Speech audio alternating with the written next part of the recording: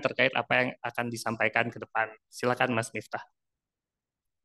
Ya, terima kasih Kak Imam atas pembukanya. Seperti yang sudah tadi disebutkan bahwa kami akan coba mengekspos Perpres nomor 34 tahun 2022 tentang kebijakan kelautan di Indonesia.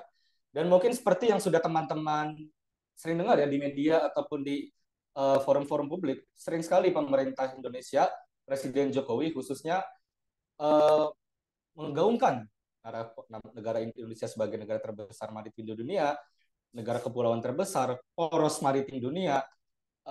Tetapi yang menjadi pertanyaan dan kita bertanyakan adalah apakah itu sesuai dengan janji-janji Jokowi? Terutama kalau kita lihat pada kebijakan kelautan Indonesia atau Perpres nomor 34 tahun 2022, ada 7 isu strategis. Pertama ada pengelolaan sumber daya kelautan dan sumber daya manusia, ada pertahanan keamanan dan penegakan hukum dan keselamatan di laut, ada tata kelola dan kelembagaan di laut, ekonomi dan infrastruktur kelautan, pengelolaan luang laut dan perlindungan lingkungan laut, budaya bahari, dan diplomasi maritim. Ada 7 strategis, tapi pada kesempatan kali ini kami akan membahas cukup 4 isu strategis saja. Dan pada kenyataannya kami justru melihat kebijakan kelautan Indonesia ini apakah merampas atau melindungi laut. Kami justru melihat kenyataannya malah ada indikasi atau ada tendensi menuju perampasan laut. Apa itu perampasan laut? Perampasan laut itu adalah pengambil alihan penggunaan, pengendalian atau akses terhadap ruang laut atau sumber daya dari pengguna sumber daya laut sebelumnya. Siapa pengguna sumber daya laut itu? Adalah masyarakat pesisir, adalah nelayan lokal, adalah nelayan tradisional. Jadi perampasan laut itu berupaya untuk mengambil alih sumber daya laut dari mereka-mereka yang bergantung pada hidup laut untuk kepentingan-kepentingan lain. Caranya bagaimana? Melalui serangkaian proses tata kelola yang tidak sesuai dan merugikan keamanan manusia dan lingkungan. Tata kelola yang tidak sesuai ini yang adalah tata kelola yang tidak menggunakan partisipasi publik. Perampasan laut dapat dilakukan oleh institusi publik atau institusi swasta. Dan sebetulnya indikasi perampasan laut ini kita bisa melihat eh, secara terang-terangan ya, di mana masyarakat pesisir itu menyumbang 68% dari total kemiskinan di Indonesia. Dan kita juga sering melihat banyak sekali masyarakat pesisir tergusur atas nama pembangunan, atas nama proyek strategis nasional, atas nama wisata destinasi premium, atas nama kawasan ekonomi khusus. Dan tentu saja kita tidak bisa melepaskan isu perampasan laut ini dari Undang-Undang Cipta Kerja yang disahkan pada tahun 2020. Yang mana dalam sektor-sektor lain di darat, di batu bara, di ketenaga kerjaan, kita sudah melihat bagaimana Undang-Undang Cipta Kerja ini berorientasi pada pemilik modal, syarat akan konflik kepentingan, syarat akan korupsi, dan tidak mementingkan perlindungan ekologi dan hak asasi manusia. Dan lagi-lagi kita juga tidak dapat melepaskan ini dari kemunduran demokrasi Indonesia. Undang-Undang Cipta Kerja ini disahkan tanpa proses partisipasi publik, digunakan untuk akumulasi kepentingan dan kekayaan, dan ini tidak hanya terjadi di darat, teman-teman. Undang-Undang Cipta Kerja itu juga terjadi di kelautan dan perikanan, seperti yang akan kita lihat nanti. Indikasi pertamanya apa? Kita bisa lihat dari privatisasi sumber daya alam di bidang kelautan dan perikanan. Kalau kita lihat kebijakan pengelolaan sumber daya kelautan dan perikanan di Indonesia, itu ada pola menarik, di mana pada tahun 2014 sampai tahun 2016 itu kita bisa melihat banyak sekali kebijakan-kebijakan kelautan atau pengelolaan perikanan yang cenderung restriktif terhadap industri perikanan. Tahun 2014 dikeluarkan moratorium izin kapal di atas 30 GT ex asing. Transitmen juga dilarang. Kemudian ada surat edaran Dirjen Perikanan Tangkap yang melarang kapal di atas 150 GT di Laut Natuna Utara, yang mana pada saat itu marak terjadi illegal fishing dari kapal-kapal asing. Jangan lupa juga di tahun 2014 sampai 2019 ini ada yang namanya Satgas 115 dan kebijakan penenggelaman kapal. Yang mana kebijakan itu pun kita bisa klaim bahwa sukses menanggulangi IUF yang terjadi di perairan Indonesia. Tapi kesuksesan kebijakan itu justru tidak dilanjutkan pada periode kedua, pada periode 2019 hingga saat ini. Presiden Jokowi pada periode pertamanya melalui Impres nomor 7 itu sempat melakukan instruksi terkait review percepatan pembangunan industri perikanan Indonesia, tapi itu belum ada tindak lanjutnya sampai tahun 2019, di mana dikeluarkan kajian terhadap peraturan bidang kelautan dan perikanan, kira-kira mana saja kebijakan yang dapat menyulitkan bisnis. Itu baru ditindaklanjuti di 2019. Salah satu hasilnya adalah peraturan Menteri KKP nomor 58 tahun 2020, yaitu pencabutan moratorium kapal asing dan larangan transhipment tadi. Itu kedua aturan itu dicabut. Undang-Undang Cipta Kerja juga membuka investasi di zona ekonomi eksklusif. Dan jangan lupa juga Permen KP nomor 59 tahun 2020 yang berbicara mengenai pencabutan larangan cantrang. Jadi sebetulnya kan bisa dilihat ya, 2014 sampai 2019 Indonesia sudah menemukan formula yang tepat untuk menanggulangi illegal fishing, yaitu dengan memberikan restriksi kepada bisnis, memberikan syarat-syarat yang cukup tinggi untuk berbisnis. Harusnya itu dilakukan kalau ingin menanggulangi illegal fishing. Tapi justru dicabut semua nih peraturan-peraturannya dengan larangan moratorium tadi. Dan kalau kita lihat secara lebih lanjut, memang secara produksi perikanan tangkap itu mengalami penurunan ketika adanya restriksi terhadap pelaku usaha tadi. Tapi itu justru stok ikan kita yang melimpah pada saat itu. Sedangkan di 2020 setelah adanya kemudahan berbisnis tadi, kita bisa lihat data di sini dari statistik kelautan dan perikanan terkait jumlah kapal perikanan tangkap laut, di mana nih terlihat ya kapal berukuran kecil 5 GT, 5 sampai 30 GT ini mengalami penurunan dari 2019 sampai 2021. Tapi justru kapal-kapal di atas 30 GT itu mengalami peningkatan cukup signifikan. Misalnya nih kapal 300 sampai 500 yang tadinya 0 sekarang udah ada satu. Kapal 200 sampai 300 GT yang tadinya cuma ada 7, di 2021 sudah ada 15 kapal. Kita juga bisa lihat dari statistik perusahaan perikanan dari BPS terkait penggunaan alat tangkap yang menggunakan pungkat tarik itu masih banyak digunakan juga di tahun 2021. Kita bisa lihat juga dari target realisasi PNBP yang tidak mencapai targetnya setiap tahunnya ini. Dan ini menjadi pertanyaan juga kan. Kalau produksi tangkap Indonesia terus meningkat setiap tahun, bahkan termasuk perikatan kedua terbesar di dunia, tapi kenapa PNBP-nya tidak tercapai? Ini yang jadi pertanyaan ini. Apa yang terjadi sebetulnya? Kemudian baru-baru ini, khususnya pada Maret lalu ya, kalau tidak salah ya, dikeluarkan PP nomor 11 tahun 2023 tentang penangkapan ikan terukur. Kami menganggap PIT ini adalah satu dari sekian kebijakan privatisasi yang dikeluarkan oleh Kementerian Kelautan dan Perikanan. Kenapa privatisasi? Karena di sini pemerintah mencoba mengkafling-kaflingkan laut berdasarkan zona-zona yang ada di PIT ini. Ada zona industri, ada zona nelayan lokal, ada zona konservasi. Dan sorry. Dan dalam penyusunan PIT ini pun minim partisipasi publik dan tidak ada keberpihakan kepada nelayan lokal dalam perumusan PIT. Pemerintah mungkin bisa saja mengklaim ada sosialisasi, sudah datang ke pelabuhan. Tapi itu hanya sosialisasi yang satu arah. Sosialisasi, partisipasi publik, dan konsultasi publik itu tiga hal yang berbeda. Dan dari yang kami temukan, berdasarkan pemantauan di Pantura dan di Pelabuhan Dobo juga, itu ditemukan tidak adanya partisipasi publik, yang adanya sosialisasi. Dan kalau katanya PIT ini ingin memulihkan laut Indonesia, ini kenapa dini disertai juga dengan kenaikan target PNBP menjadi disertai juga dengan 12 triliun. Target ini kenaikan hingga 12% kenaikan hingga begitu. Dan kalau kita lihat juga di PIT ini justru memberikan kuota yang lumayan besar juga bagi di sini ada 4 kuota yang diberikan kepada industri di sini. Ada WPP sampai 711 dan 573. Sedangkan untuk nelayan lokal itu ada 2 WPP saja. Ada 3 WPP, 2 zona, 571, 712, dan 713.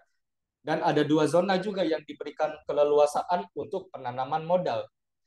Jadi ini kan kenapa bisa privatisasi? Karena ini ibaratnya pemerintah menutup ruang laut, kemudian dialokasikan lagi kepada industri. Industri kemudian mendapat justifikasi untuk mengelola laut di zona-zona ini. Nanti kalau ada kapal-kapal nelayan lokal, kapal-kapal izin darat masuk, tidak diperbolehkan dengan justifikasi ini. Begitu. Dan kalau kita bisa lihat secara lebih detailnya ya, nanti misalnya nelayan lokal dapat di wilayah laut 571 dan 712. Kalau berdasarkan data dari estimasi potensi perikanan, 571 atau di Selat Malaka ini sudah overeksploitasi. Begitu. Begitu juga di 712. Udah banyak yang eksploitasi. Juga di 713 juga sudah ada 5 komoditas yang overeksploitasi. Tapi berbeda di misalnya di 711 atau 716 yang buat industri. Di mana ini yang masih ada 3 yang eksploitasi memang. Atau di 713 ini masih ada yang warna hijau. Juga di 716 masih ada yang warna hijau. Ini kan jadi aneh ya. Katanya mau memberikan kuota bagi penangkapan ikan yang berlebihan, tapi kok eh, bisnis-bisnis yang diberikan kuota lebih. Dan jangan lupa juga kalau kita melihat dari data tadi di awal, penangkapan ikan berlebihan di Indonesia itu bukan terjadi karena nelayan lokal, tetapi karena liberalisasi atau privatisasi yang dilakukan oleh pemerintah. Karena adanya ekspansi kapital, karena adanya industri skala besar atau nelayan. Kalau IT ingin memulihkan sumber daya laut, harusnya kuota itu diberikan lebih banyak kepada nelayan lokal, bukan kepada nelayan industri dan juga penanaman modal asing. Begitu. Nah, kemudian persoalan yang kedua adalah setelah adanya privatis sumber daya perikanan tadi melalui PIT dan keterbukaan pasar, ini kemudian dipermudah juga dengan pengawasan pantai dan pesisir Indonesia itu yang masih tumpang tindih. Saat ini ada 17 sumber pengawas perikanan di Indonesia. Ada dari Bakamla, ada dari Kesatuan Penjagaan Laut dan Pantai, ada Polair, ada PSDKP, ada banyak. Pemerintah memang sempat ada wacana untuk meleburkannya dalam satu institusi khusus yaitu Bakamla. Akan tetapi sampai saat ini masih belum ada realisasinya. Akibatnya masih tidak ada wewenang yang jelas apakah Bakamla ini bisa menyidik, apakah Bakamla ini bisa menangkap, apakah di mana penjatuhan sanksi itu dijatuhkan. Ini masih belum jelas hingga saat ini. Dan yang diuntungkan sih Pak lagi-lagi adalah mereka-mereka yang menangkap ikan secara ilegal tadi. Mungkin ini bagian terkait pengelolaan sumber daya perikanan. Selanjutnya terkait tata ruang dari Kak Felicia Nugroho. Silakan Kak. Ya, terima kasih. Mungkin saya akan melanjutkan untuk isu yang ketiga, yaitu tentang perampasan ruang laut dengan adanya zonasi-zonasi di ruang laut. Ini kita lihat sebagai memberi peluang bagi pengusaha atau industri besar yang berorientasi pada penguasaan dan wilayah pesisir.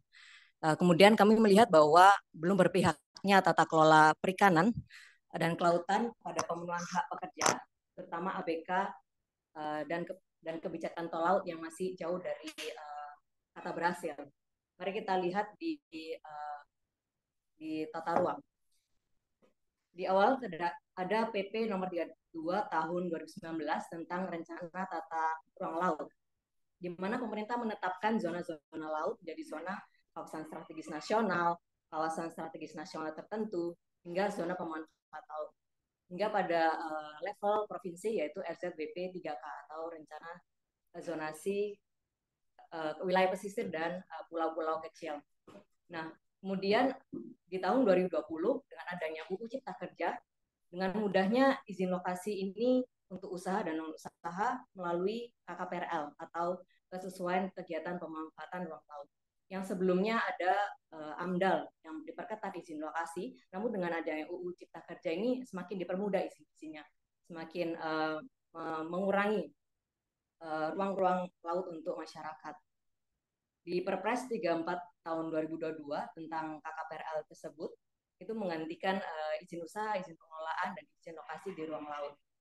Nah, KKPRL ini sebagai syarat izin untuk pemanfaatan ruang dan pembangunan di laut, yaitu pemanfaatan ruang laut yang menetap. Dan KKPRL ini juga ada PNBP, yaitu penarikan pajak yang untuk izin pengelolaan ruang laut. Nah, zonasi ini memberikan fasilitas lebih pada kawasan ekonomi khusus atau KEK dan proyek strategis nasional.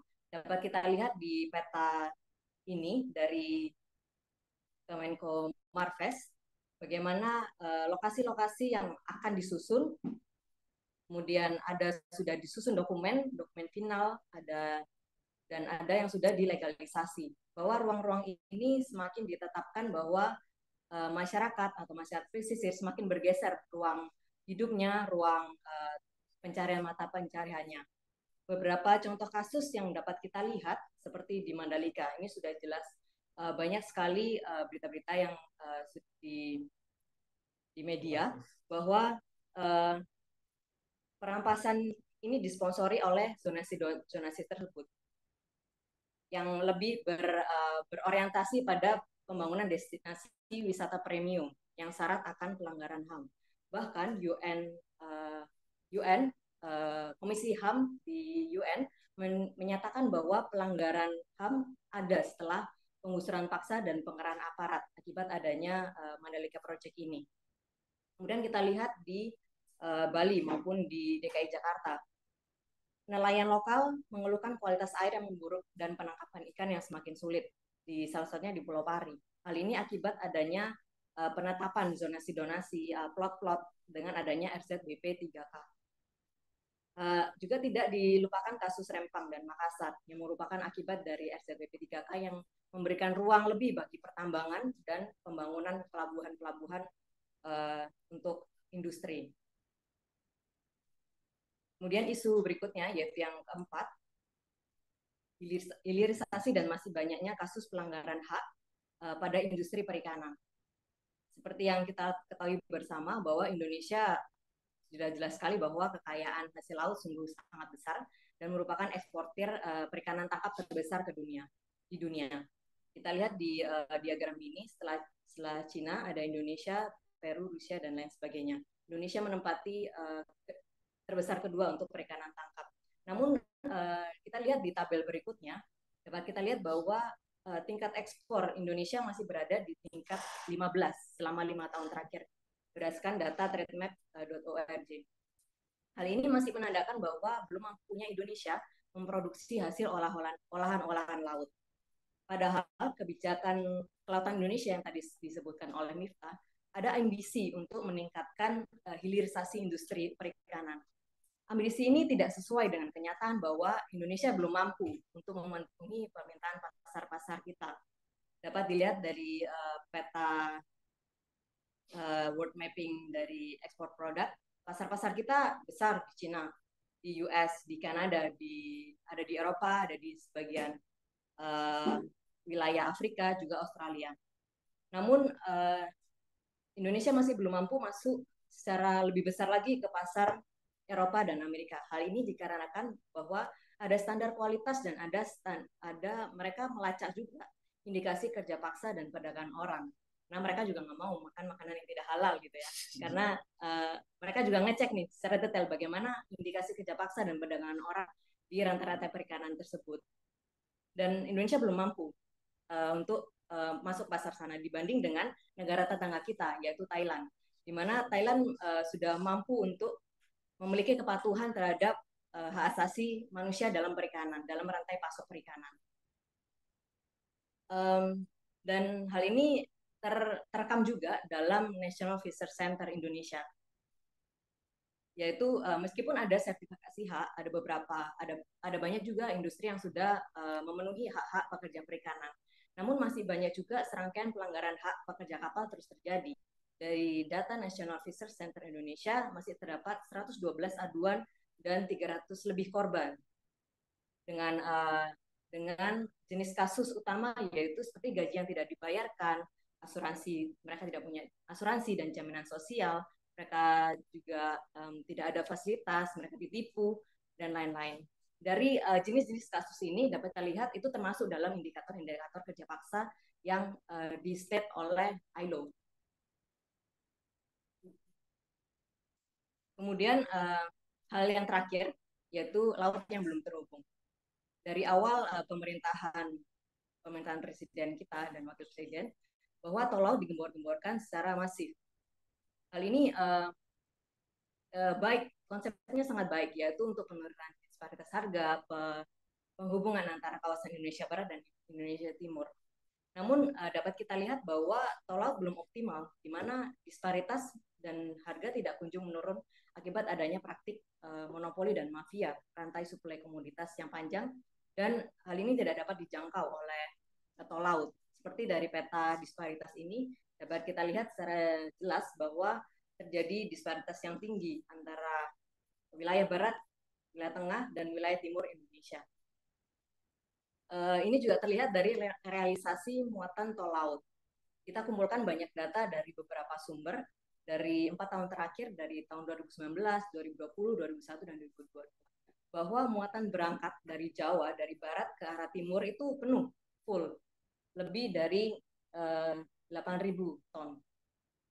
Sedangkan muatan balik dari wilayah barat Papua dan wilayah timur Indonesia sangat jauh dari realisasi yang dinyatakan oleh tol laut. Selain itu juga perdagangan antar wilayah menunjukkan penurunan. Pelayaran tol laut yang delay, tidak terjadwal, waktu pelayaran dari timur ke barat yang kurang efisien dibanding angkatan laut, dibanding layanan transportasi milik swasta. Sebagai contoh, salah satunya di Papua, ada dalam penelitian menemukan aktivitas bongkar muat di pelabuhan Depardé tidak berjalan, sehingga aktivitas ekonomi warga itu tidak bangun. Jadi ada karena tidak ada aktivitas, nggak ada yang diangkut barang baku atau barang bahannya, jadi tidak ada aktivitas di pelabuhan tersebut. Nah, fenomena tersebut menunjukkan adanya beberapa persoalan yang halangi implementasi tol laut. Pertama, tol laut ini berpotensi hanya menguntungkan kelompok-kelompok sekecil pengusaha apabila tidak diintegrasikan dengan rantai suplai masing-masing produk. Kedua, ada rendahnya muatan balik di Indonesia bagian timur, yang menunjukkan tol laut ini perlu ditunjang untuk produktivitas ekonomi. Itu terakhir mengenai tol laut. Silakan. Iya, mungkin sekaligus menyimpulkan dan mengakhiri temuan kami ingin menegaskan kembali adalah bahwa laut itu adalah milik rakyat yang dapat dikelola oleh siapapun, oleh masyarakat pesisir, nelayan lokal dan tradisional khususnya. Industri skala besar, industri korporasi, kapal-kapal besar, seharusnya mereka yang bertanggung jawab atas penangkapan ikan yang berlebihan, atas eksploitasi lingkungan, atas berkurangnya stok ikan kita, harusnya mereka yang bertanggung jawab dan akuntabel terhadap itu. Bukannya nelayan lokal, bukan nelayan masyarakat pesisir yang harus menanggung akibatnya, yang harus bertanggung jawab atas kerusakan tersebut. Dan perampasan laut dapat dikatakan perampasan apabila tidak adanya pelibatan publik, tidak adanya akuntabilitas, dan tidak adanya transparansi. Itu yang membedakan. Jadi kebijakan yang dilakukan pemerintah seperti PIT, seperti tol laut, itu seperti zonasi juga, itu bisa saja ideal. Kuota memang diperlukan, zona-zona laut memang diperlukan ada. Tetapi yang menjadi pertanyaan adalah ini zona dan kuota ini dibuatnya berpihak kepada siapa? Apakah kepada pemilik modal atau apakah kepada masyarakat pesisir? Ini yang membedakan, begitu. Idealnya kuota itu harusnya diberikan kepada masyarakat pada nelayan industri. Zona zonasi pun harusnya digunakan untuk membatasi industri. Tetapi yang justru yang terjadi adalah sebaliknya. Karena tidak adanya pelibatan publik yang substansial, tidak adanya akuntabilitas dan transparansi. Kebijakan ini akan terus berlanjut. Termasuk juga ketika kita berganti pemerintahan pada tahun 2024 nanti. Ini akan terus berlanjut apabila kebijakan kelautan kita tetap mengedepankan eksploitasi, tetap mengedepankan pembangunan, tetap mengedepankan kepada eksploitasi dibandingkan pemulihan. Bappenas beberapa bulan yang lalu mengeluarkan peta jalan ekonomi biru dan itu masih sangat syarat akan kepentingan ekonomi atas eksploitasi lingkungan atau pertumbuhan ekonomi. Memang masih disebutkan pentingnya pemulihan lingkungan, pentingnya perbaikan kesehatan laut. Tapi itu tuh hanya seakan-akan dijadikan sebagai prasyarat atas pertumbuhan ekonomi. Kita harus berhenti melihat laut hanya sebagai sumber daya. Laut adalah sebuah entitas yang perlu dilindungi juga. Dan termasuk juga siapapun yang ada di laut. ABK, masyarakat pesisir, nelayan lokal, siapapun itu termasuk lingkungannya. Mengingat pemilu 2024 sudah datang dalam waktu dekat juga, kami mendorong juga untuk masyarakat Indonesia untuk memperhatikan isu maritim secara serius. Dan tidak hanya pada kandidat presiden, tapi juga kandidat legislatif, termasuk juga di legislatif di daerah maupun pusat, termasuk juga kepala daerah nantinya di pilkada yang akan datang. Termasuk juga diharapkan isu kebijakan maritim ini didiskusikan, diperdebatkan secara serius dalam debat-debat presiden pada nantinya. Mungkin itu saja dari saya, Kak Imam. Terima kasih. Ya, terima kasih banyak Mbak Feli dan Mas Miftah atas pemaparannya. Nah, menjadi pertanyaan yang paling penting itu adalah kepada siapa kebijakan maritim ini berpihak seharusnya. Tuh, ya. Nah, kami juga membuka sesi tanya jawab kepada 3 penanya dulu, mungkin untuk teman-teman wartawan yang ada di Zoom itu nanti silakan dikasih bisa angkat tangan, nanti kami persiapkan mic-nya untuk bisa berbicara dengan nanti 2 narasumber kami. Ya. Silakan kami buka untuk 3 pertanyaan dulu mungkin Mas Miftah, Mbak Feli ya. Ya, boleh. Atau kalau misalkan teman wartawan tidak mau berbicara, silakan bisa untuk mengetik pertanyaannya di kolom chat, biar nanti administrator kami yang akan memberikan pertanyaannya dan kami akan mencoba menjawabnya.